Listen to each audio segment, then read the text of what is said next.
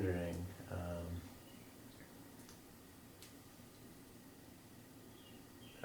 just Josh was talking to me the other day about the biggest part, or maybe not the biggest part, but it's the importance of surrendering to the universe, to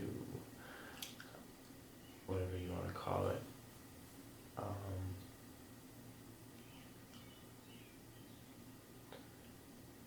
That just involve, like, what does that entail? Like, me just a complete change of lifestyle, a complete change of... This is a very big question. There are many ways to approach it. You don't need to do anything about it, you personally. Okay. The thing is, fundamentally, everything you want can be attained by letting go. I'm trying to sneeze. You see, in this society, not just American society, but most societies, ego-driven action is praised. So you make a lot of effort, and then you feel like you have achieved something. Okay? And I'm not going to argue with that. The problem is that the way our desires get fulfilled is through a three-step process. I'm borrowing it from Abraham. First, you have some kind of contrast experience, some kind of clash experience. You walk and you hit a wall. Okay, there are many walls you can hit. This is the most stupid wall you can hit, okay? But you can hit a wall inside yourself, or a wall with another person, or a conceptual wall. Emotional, many times, like the first love experience tends to be a heart-based wall, okay? And anytime you have a contrast or clash experience, there is a change of perspective. And this change of perspective is basically caused by a new question, a new vista from which you're looking, okay? And this question needs to be answered. And there are generational vistas, generational questions which people ask. Like, for example, your generation is asking a new question which I'm not still completely sure. I don't think that your generation is sure about it either. But by the time you're 35, you will be. And this is something which you will be delivering to the society. New question and new answer. But coming back to surrender, is that to hear the answer, you need to be in tune with the answer. But the problem is always caused by a different tune than the solution. And you I'm sure you've had experiences where you have had some problem, you slept overnight, and in the morning when you woke up, you were in a different space, and the problem didn't even appear to you as a problem. Or you just said, oh yeah, this is very easy. This is what you need to do. And you just went, did it, and that was over. That kind of stuff. So, surrender is a bad word for fulfilling your desires. And any true spiritual teacher will tell you that you always should follow your true desires, with the emphasis on true. Okay? So you may want to go and buy a new car. That is also a desire. But it may not necessarily be what you want. Really. And I'll give you a very silly example. Say you want to buy a really, really expensive convertible, Bentley or something, and then they make convertibles. What are you looking for in a very expensive car? Why would you want to buy a $100,000 car? Because you have the money? Because you want to impress your friends? Why is it? And why do you need to have a convertible? Because you want to open it up, right? And ride with a nice speed so that wind goes, right? There's this exhilarating feeling of having the wind, the speed, the sensation against your face, right? So the question is, Do you really need to have an expensive car to have this wind in your face? Do you really need to buy it? You can actually rent it. If you want to impress your friends, do you really need to impress them with an expensive car? Or can you do it some other way? Right? All of these things will lead to the same fulfillment. It's the fixation that a particular thing will deliver this fulfillment to you, which makes you fixate on the Bentley. I mean, old Ford Pinto with a nice engine will do exactly the same thing as far as wind is concerned. You know, as far as prestige, probably not, but you know what I mean. So, so you always think about what are you really trying to do. So, for example, I'm prone to worry about money, but recently, I just said, why worry about this? You know, do I really have a problem now? No, I have a nice house. There's no really problem. We're not running out of money anytime soon. We have a very nice strategy how to make good money, which will involve several people, maybe you included. You know, so what's the point? There's no point. Now, should we become extravagant about spending? No, that's stupid. But in terms of worrying about it, no. So that is an example of letting go. But the thing is this: if I start holding on to money and get tight fist, what's going to happen? I won't be able to invest it. And I will end up being stuck in the same place I'm at right now. Just like most professors are stuck at that school. And I will end up going back there to the job which will make me constricted. And I can tell you where that job will lead. And that is the problem. It's very predictable. And predictable is boring. Some predictability is good. You know, you don't want to have, you know, suddenly a tiger coming out from nowhere and trying to bite your ass. In New York. In New York. Well, that would be very interesting. That would make you instant sensation, you know. Maybe we should get a tiger, you know, and sacrifice one of us for the sensation, you know. But that is the point, you know.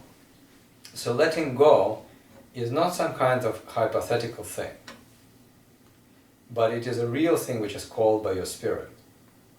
Now, if you try to make this prematurely, which many religions do, that's a problem. So if you want to buy a stereo now, don't worry about letting go of that desire. You know, so if you look around this house, you'll find that we have a lot of things. We are not into thinglessness, you know. So letting go is really about going downstream rather than going upstream. Letting go is about going the easy way rather than the difficult way. You know, and remember that easy doesn't necessarily mean easy. Easy from every point of view. So for example, right now, take you, you know, and I don't know your circumstances completely, you can quit college now or go for 1 year more, which is easier. But you see how complex this is. If you don't go back to college, it seems easy, right? But your parents will throw a fit. And they can derail a lot of things in your life, including losing prestige in their eyes of you. And they are important to you. And also important to the society that you finish and graduate. So, in complex things, actually going back to college may be easier than not going to college. But if you're Bill Gates, it may be easier to go and found Microsoft. But remember that for every college dropout who founds Microsoft, there are thousands who haven't, or failed.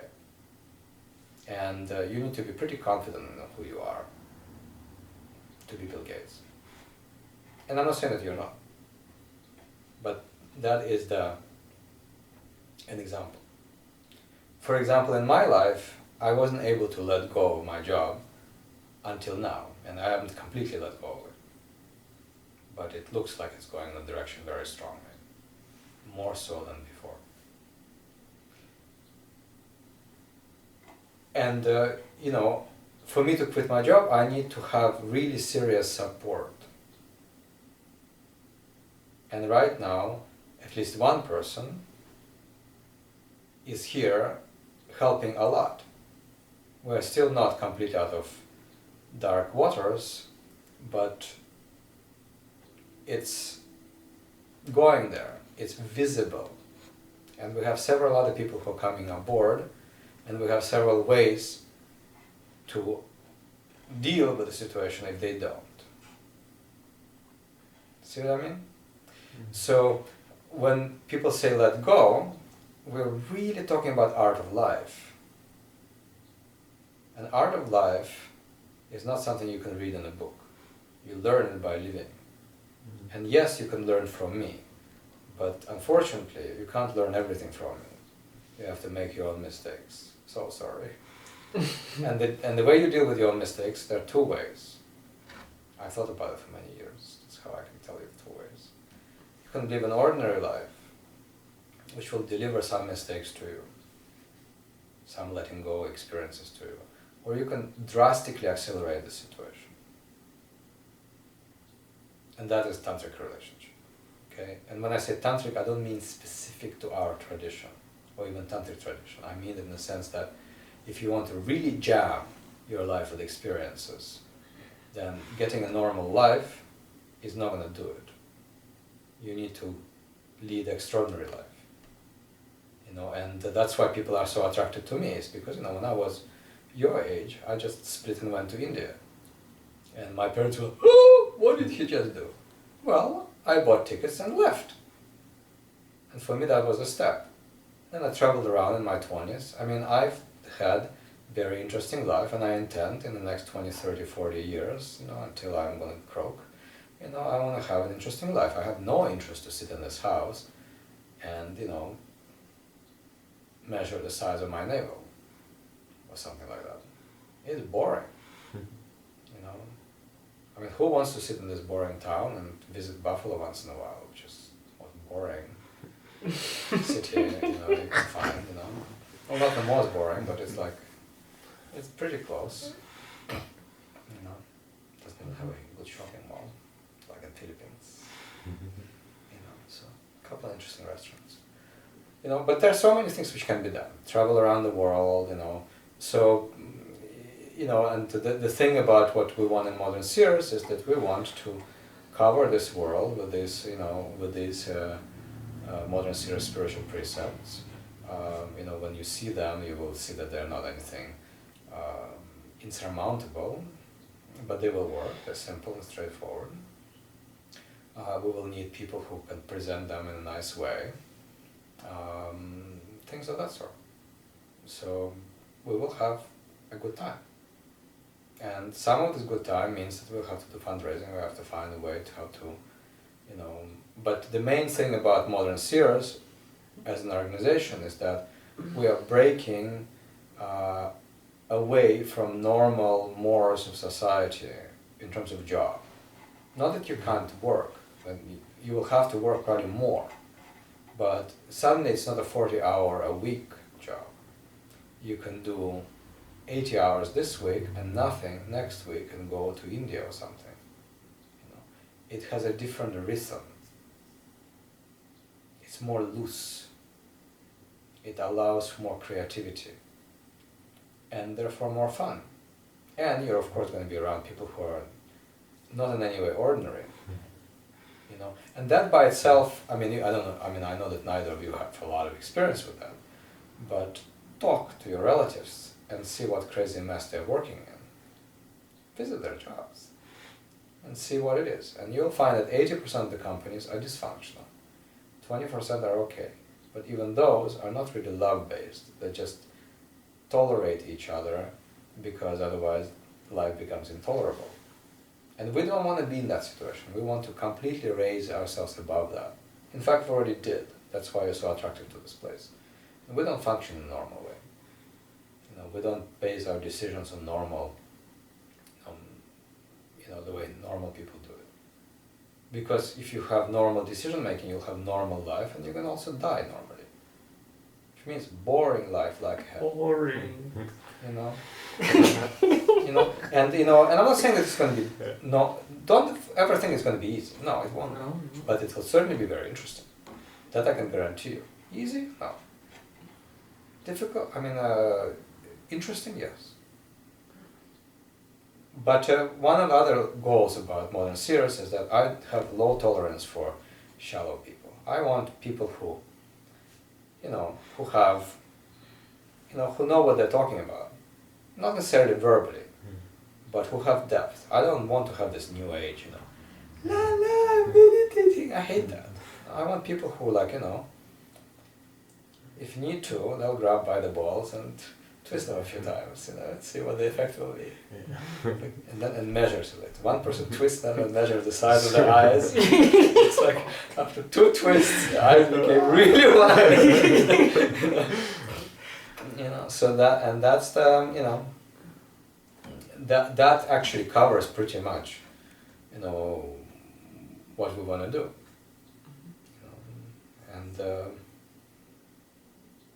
I don't have any particular person, any particular mission, except I would like to travel and visit interesting places, talk about good things.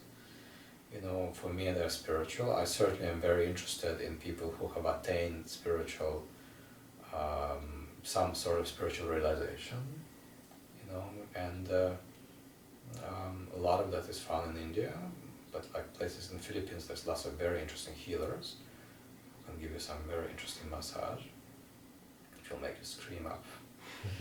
That too, So there's lots of interesting places you can learn. And also, in 5 years, if you decide that you want to go and get yourself a PhD in something or another, why not? Or if you decide that you don't want to get a PhD, why not? Although it looks like you're very inspired by the idea of PhD right now. Not really, no. But coming back to that question of surrender, the only thing that's controversial with it is to the ego, for that's what really has to be surrendered, and it's the phrase is surrender is victory. It's not about like surrendering to us and becoming a brainwashed individual. That's the last thing we want. It's more so that you find out what you want and that you really surrender to how it's going to move you. And as we've just said, like a river, it can be rocky at times. But it's not about stopping. It's letting the thing flow as it will. And that's really surrender. Well, along the same lines, on a spiritual path, many times you want to break yourself completely and then reassemble yourself. And when I say that, I mean it from the soul point of view. And, if you are on a true tantric path, you will change many clothes and be emperor of many kingdoms. And it's very common for people to change professions many times. Like if you look at my life, most common people will say, Anatole, do you know what you want? Oh yes, I do, but it changes all the time. So for example, I've done now 10, 11, 12 years of computer science, and right now I still love math and computer science, but the time for it is over. And maybe around the last year or two, in the last couple of years, it became pretty evident. Because the motivation is now going somewhere else. And you just flow with it. You flow with it. Because if you don't, you get sick. Mm-hmm. First you get sick emotionally, and then you get sick physically. And if you want to see how sick they are, go into my department, you will see a very interesting group of people who are pretty sick, physically sick. Emotionally too, because no one becomes sick unless they have some block, conscious or unconscious. Mm-hmm. And you need to be ready for it. And when I say this, there's nothing you need to do about it. Mm-hmm. And in fact, you're an interesting person for this. You know very well, because I know that you have changed majors a little bit. You know, why that happens is because you're searching for the right venue. And I understand that it may not necessarily be the right venue, the whole college may not be right. But the thing is, you're searching for the easiest way, well, let's call it the easiest way out, okay? I don't want to diminish it that way, but you know what I'm trying to say. The thing is, you need to be ready, as Josh is saying, for this to carry you through. And you need to be ready for the universe to assemble cooperative components to deliver it to you. And I can tell you this PhD I've got, well, that master's as well, has been very much an exercise in that. How many times exams were postponed? How many times deadlines were moved? In unison with when I couldn't make the assignments or couldn't deliver the deliverables. It was very interesting. And you know, after about 1 year, and you know, I've had pretty serious religious training before that, but after 1 year I started laughing at this and I just said, okay, very good. Make effort when effort is making. Move when it moves. Stop when it stops. Worry when it worries you. Don't worry when it doesn't worry you. And it's very clumsy. It was a mess. You know what my GPA was? Any idea? 4.0. I was better than, well, probably not the top, but certainly top 3 in the department. You know. And why? Well, 2 reasons. One, what I just told you. Another one is that, you know, I was older than everybody. I could organize myself better. You know. So, and you know, and I can always beat anyone by being organized. You know, just about. I don't know anyone on this planet who is more organized than I am. That's an exaggeration, but it's very close to. I'm much more organized than you. Not really. But you're starting. You know, hopefully it's not going to go into compulsive zone. Yeah. But no, being organized is very important. You know, everything is. But the main thing, I want to clarify this. There is a flavor to your question. What do I do now? And that is not really an important question. Because here's the story. What do you do when you're hungry? Eat. What do you do when you're sleeping? Sleep. Yeah. So what are you going to do when you're hungry for modern seers? Come to mind. See? Yeah. And if you're not, Right. it's that simple. Is there anything you need to do? No. Now, of course, if you're hungry for Indian food in the middle of Rishikesh, you do need to buy a ticket and go there. Okay? So it requires certain kind of logistical support. So I'm not naive about this in any way. But ultimately, like for example, why do you think I want to go to India? Because I want to show India to him? Well, that's a minor motivation. The real motivation is that I want to go there and you know I want to meditate, I want to be there without 3 crazy people who came with me. Actually, not 3 crazy, there were 2 crazy people. One of them, she wasn't crazy at all. So I want to go there and enjoy without anybody being up my nose. That's my desire right now. You know, and I want to spend enough time there that I can really relax in the vibration of being there. And I found on this trip a place where I can definitely do it. And there's another place I haven't visited which is probably going to be even better. But Rishikesh Haridwar is going to do it. I know. I have enough experience to know exactly that it's going to do it. So, and it's a perfect location in every way. It's 5 minutes from the river. It's perfect. So, next to a nice market as well. So if you want to go and buy cheap crap, it's a 10-minute walk. So, you know, and that is the same thing, like for example, I mean, you're doing it right now. Like, you have another year of college in front of you. I bet you're already scheming what you're gonna do after you graduate. Hardly, honestly. Like, I've thought about it. I've No, tried. I'm not talking about job.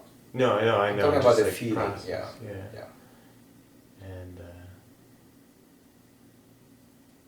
yeah, I keep coming up with different schemes that I know that I'm just not gonna like. No, but you're scheming. That's Yeah, the thing. yeah, You're thinking. Yeah. And this is how everybody does.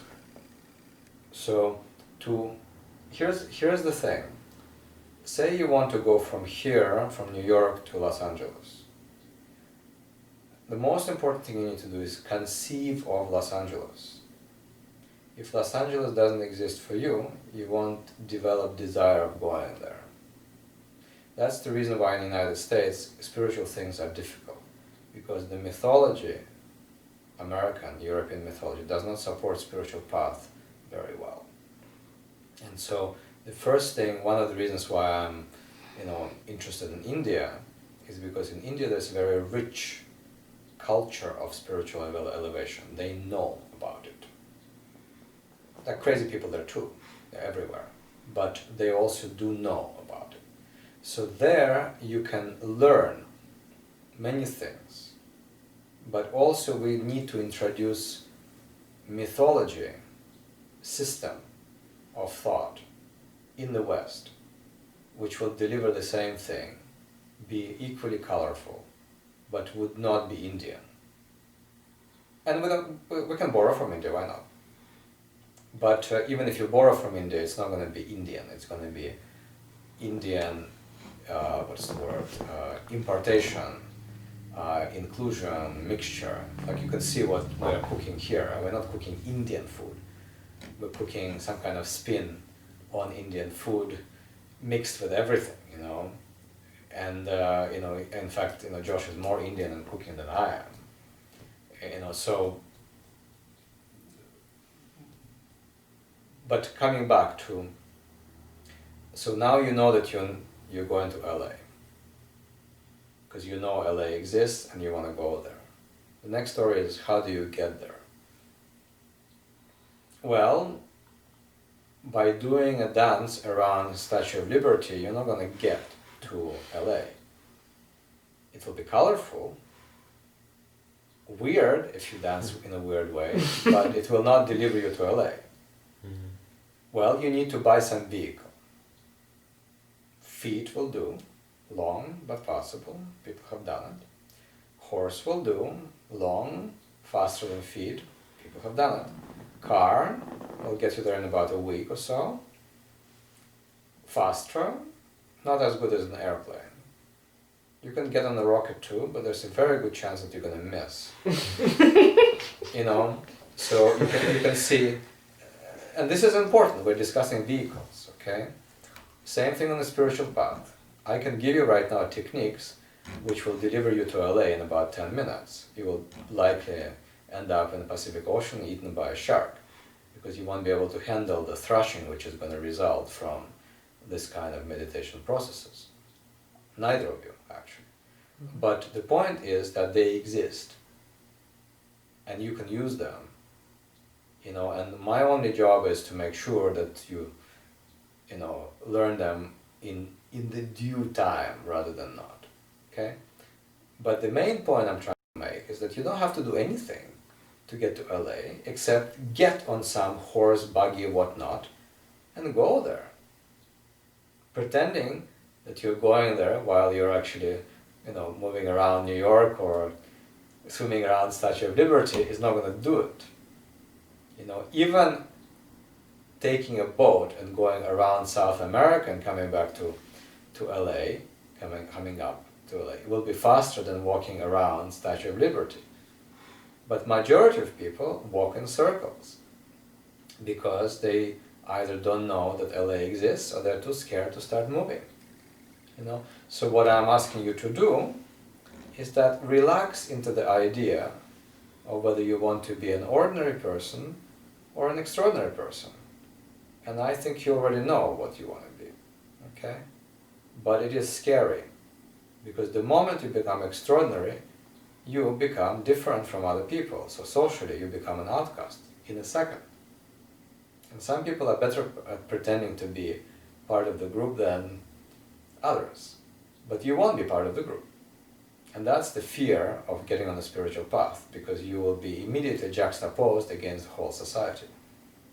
You know, and they will look at you and say, oh God, who the hell this is? And in the US, we're very good at pulling people down in this situation. Better than in Japan. In Japan, they say the nail which sticks out invites a hammer. So in the US, at least, there's a very vibrant, you know, radical, you know, lots of, you know, pioneers who came and explored the West and whatnot. So it's not really completely out of the ordinary. In India, they will ask you, what kind of outcast are you? You know, here they lump them all in one. There, no, they'll say, are you a naked outcast? Or you're you know, a trident-wearing outcast? What kind of crap you're wearing on your forehead to be an outcast? No. Are you an outcast from a group of outcasts? You know. What kind of weirdo are you? Group 1, group 2, group 3? So, but this is the kind of thing, you know, you want to ask yourself, do you want to be... And it's not a question like, okay, it's really, you know, you can't be anything but yourself. So if you are meant to do something we're doing, it will be difficult to resist. Yeah. You know? Yeah, well, you can still be a doubting Thomas going back and forth, drive yourself crazy. Just don't drive us crazy. If you can doubt, go and express it as someone else. You know. We'll cancel you.